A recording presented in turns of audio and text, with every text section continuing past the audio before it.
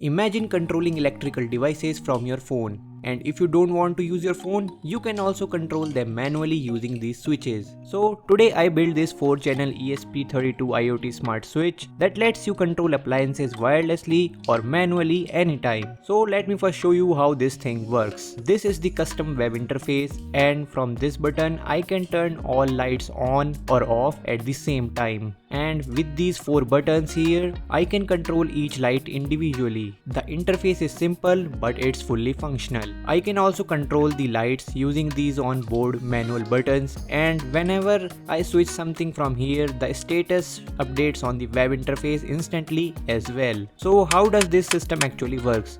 Let's find out.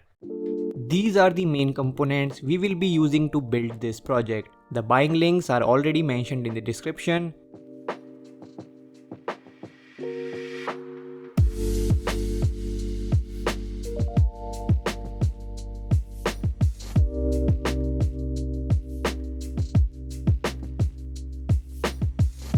Now let's start building the main control unit, and here is the circuit diagram for your reference. I am using a self-made custom PCB here, and I will tell you where you can order it at low price with a discount coupon.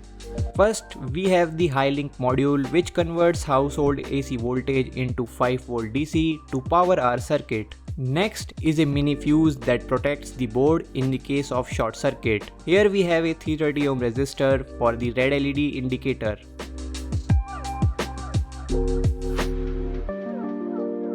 For noise filtering, I am using 0.1 microfarad ceramic capacitor, and for surge protection, we have a metal oxide varistor which protects the circuit from voltage spikes. Along with that, a 1000 microfarad capacitor is used for the power smoothing.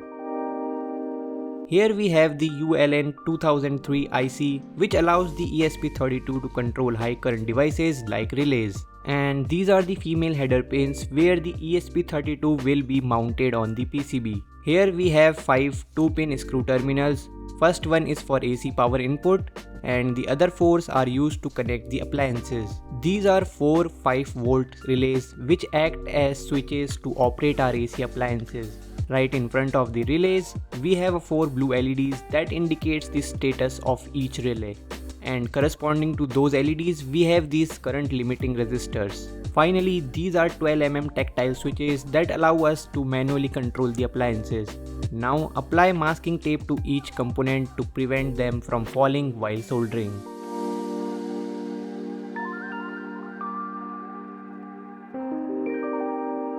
Then solder each pin carefully to avoid any short circuit, otherwise the board may not work or even get damaged.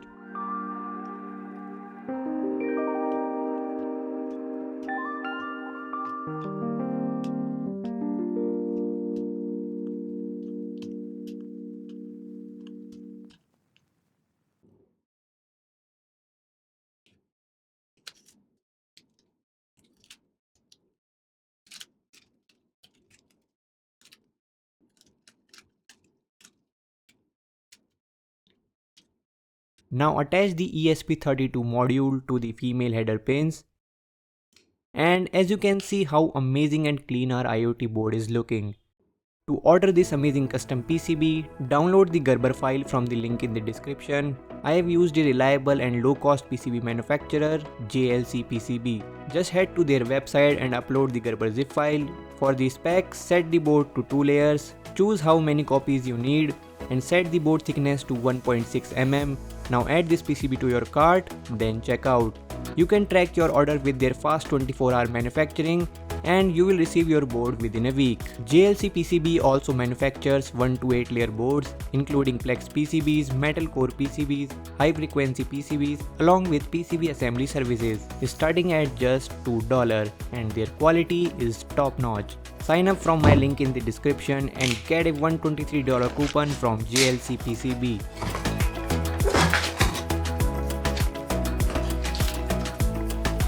The PCB is looking really good in black color, the cutout is perfect as per my design, and the copper print looks correct as always.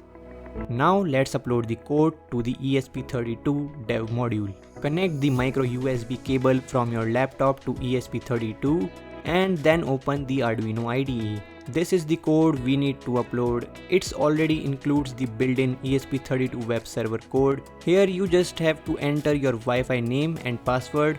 These are the libraries you need to install from the library manager section. But before that, go to files, then preferences. You have to paste 2 or 3 links there for the board and libraries. I have also provided all of that on my blogspot along with the code itself. The link is in the description. Now go to tools, under the board option, open board manager, then search for ESP32 and install the board interface for Arduino IDE. I have already installed it, so I will just select my ESP32 dev module and the correct COM port. Then simply click on upload. It may take a while to compile and upload because the code is a bit long.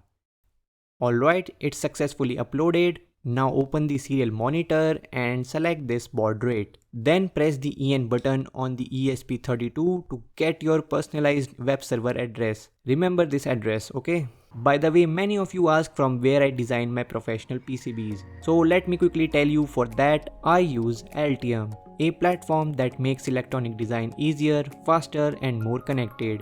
It lets your team collaborate in real time by sharing designs, managing versions and staying in sync from anywhere.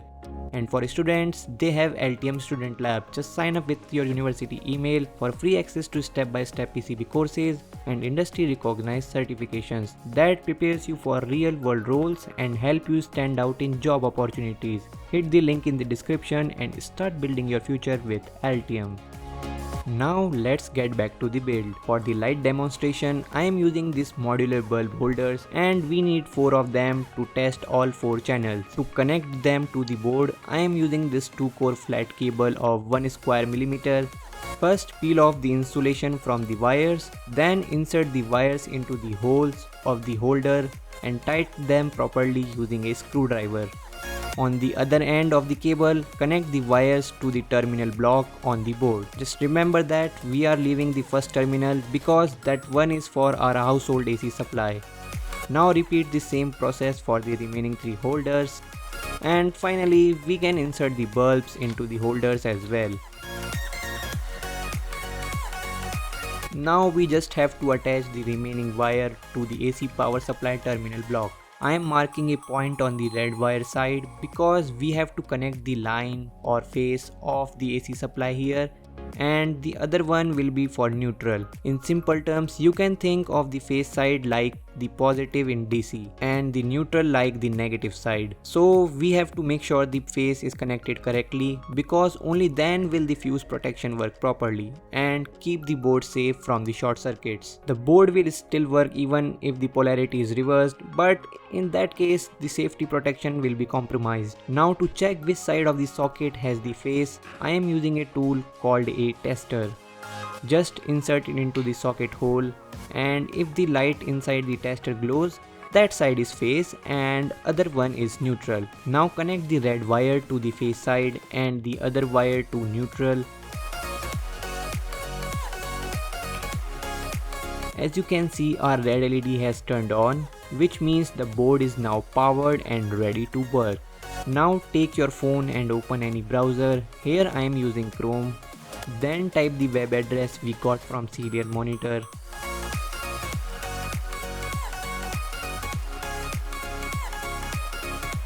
And here is the web page with all control buttons. Let's see if it works. As you can see, everything is working perfectly. The web page is responsive and it's also showing the real-time status of the switches. I hope you enjoyed this video as much as I enjoyed making it. If you did, don't forget to like and subscribe and let me know in the comment section what I should build next. That's it for today's video. I will see you in the next one. Till then, peace out.